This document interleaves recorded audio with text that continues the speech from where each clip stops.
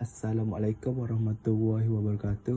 Jadi berdasarkan kajian yang telah kami buat, terdapat beberapa masalah yang kami telah kena pasti untuk kami bina aplikasi ini.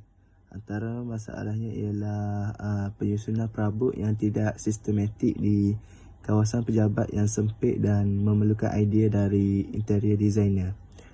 Selain itu, penggunaan kos yang tinggi dari segi bahan kertas kerja dan juga kos ulang-alik seorang interior designer ke bangunan klien. Jadi dengan menggunakan aplikasi ini, interior designer boleh mengurangkan kos dengan hanya memberikan rujukan melalui aplikasi ini setelah klien menyerahkan pelan lantai. Jadi klien hanya akan membayar upah untuk pilihan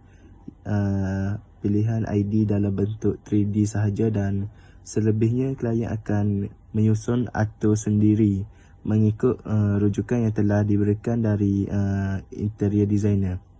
Jadi seiring juga dengan situasi pandemik semasa dan norma baharu, sentuhan dan perjumpaan face to face juga tidak akan berlaku.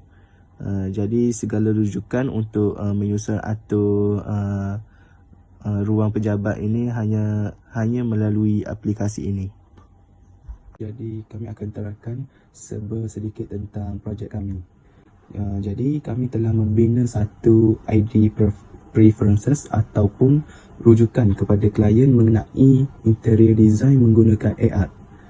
Kami telah menggunakan aplikasi BlickUp yang sedia ada dan boleh download di Play Store dan juga App Store.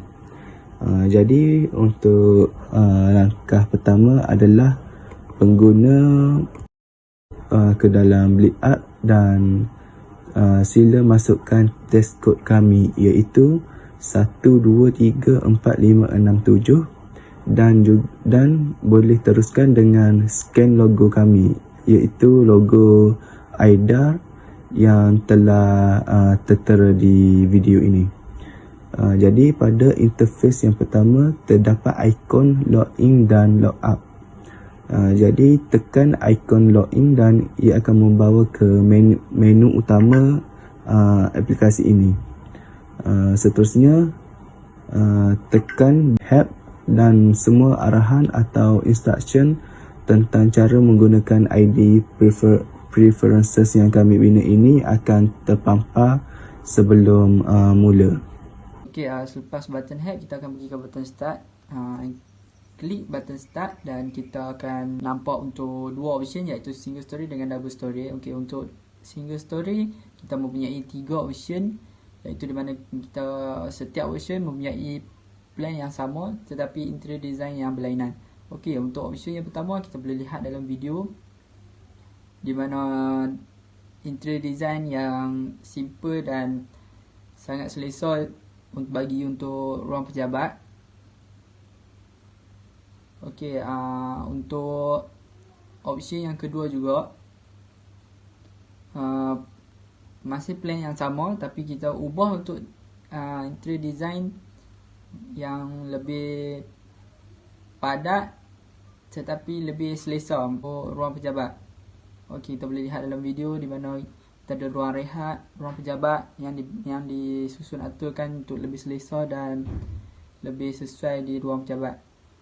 Untuk double story kita mempunyai 3 option juga. Okey, option yang pertama kita boleh lihat design 3D yang di mana interior design yang di dalamnya kita menggunakan konsep lebihkan ruang. Okey, untuk double story di bawah dia lebih menggunakan banyak ruang seperti untuk customer ataupun staff bincang dengan klien. Okey, kalau bagi atas dia lebih kepada untuk staff bekerja. Okey, kalau kita boleh lihat dalam video konsep yang digunakan juga lebih selesa kerana mempunyai ruang rehat, ruang makan. So kiranya klien akan menjimatkan kos tanpa perlu upah designer yang mahal. Lepas tu masa, so klien tidak perlu menunggu interior designer untuk datang untuk mengubah setiap design yang diberikan. Okay, so kelebihan untuk Blipa ni, kita menggunakan konsep lebih jimatkan kos, jimatkan masa, so dapat memudahkan, iaitu dengan hanya install apps dan jadikan design-design yang ada dalam apps Blipa ni sebagai contoh ataupun rujukan untuk membuat interior designer.